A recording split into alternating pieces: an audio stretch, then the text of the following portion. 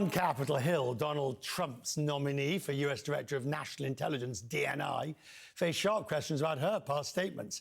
Tulsi Gabbard was grilled by senators over sympathetic comments she made about Russia and a controversial meeting in 2017 with the Syrian dictator Bashar al-Assad. The Senate, the Democratic Senator Mark Warner, wondered whether US allies would work with Gabbard, given her past remarks. There's no legal requirement that our allies share intelligence with us. It's all predicated on trust. Trust that our allies will protect each other's secrets. It appears to me you have repeatedly excused our adversaries' worst actions, and instead often blamed them on the United States and those very allies. Sir Simon Fraser was the head of the UK Diplomatic Service, now chair of Chatham House and a founding partner of Flint Global. Sir Simon, thank you. Thank you for inviting me. Do you, I mean, is it likely that, how will people regard Tulsi Gabbard, knowing what she said, and yet at the same time, if she's confirmed, she's got the job? Well, I think if she's confirmed she has got the job, and therefore we have to be realistic about that. But they will be looking at her. I don't know how well people know her background. She's said some very interesting things about Syria, about Russia, about Edward Snowden, and she's going to be occupying a very sensitive position that affects the UK and other allies of the United States. And when you look at something like AUKUS or the Four Eyes,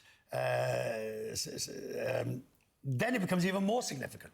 Well, it is very significant, and those relationships are based on trust in sharing intelligence, and it works in both directions. I think it's Five Eyes. It's the Five Eyes. It's Five Eyes. It's the Five Eyes. I was mentally, every time I do that, I was mentally working out, who have I forgotten?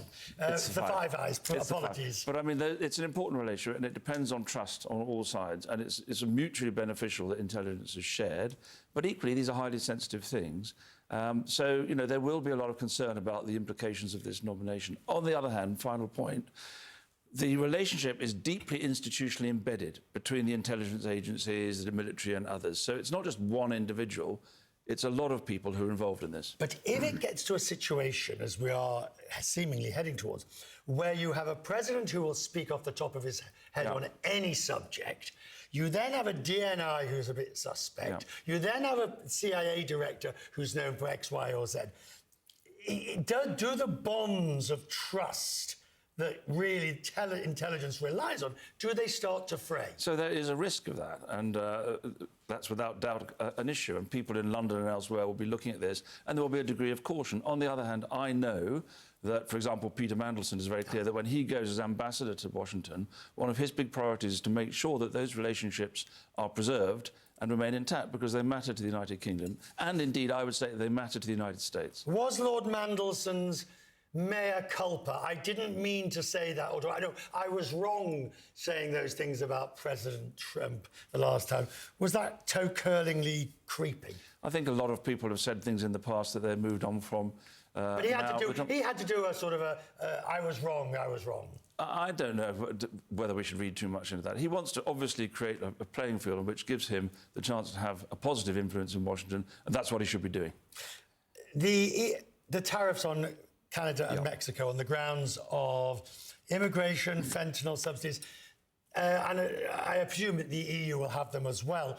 It's very difficult to know how to respond. Well, I wouldn't put everybody in the same bucket. We knew that Donald Trump had threatened tariffs on Mexico and Canada, 25%.